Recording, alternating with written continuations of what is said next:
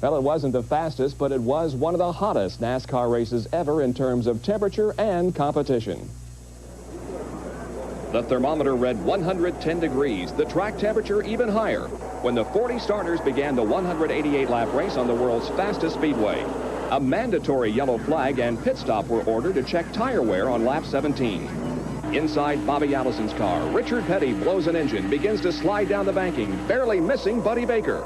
The car continues to slide through the grass, hits the wall, then a mud puddle. Incidents in the pits involved Darrell Waltrip, who was hit by Rick Wilson. Dale Earnhardt led a while and ran up front all day until his engine blew on the 150th circuit, and Dale also ended his race with a graceful pit pirouette.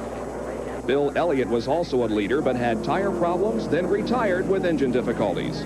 The most serious accident came as Harry Gant and Phil Parsons headed down the backstretch at over 200 miles an hour. Gant is sideways. Jeff Bodine is involved, so is Waltrip. Before it's over, Cale Yarborough and Buddy Baker also fall victim to the incident.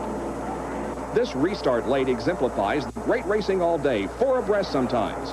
The race had 48 lead changes among 26 drivers. Among those who led, Sterling Marlin, Rodney Combs, and Rick Wilson. Ricky Rudd, who suffered not only from the heat but also from a flu bug, sought relief from Rusty Wallace, and Rusty did a great job taking the 4 to the front. He's behind race leader Bobby Hillin here on the final lap. But Bobby Allison's in trouble. Rick Wilson and Jim Sauter are taken into the wall. Joe Ruttman is in the wrong place at the wrong time. Kyle Petty, Marlin, and Davey Allison somehow get through.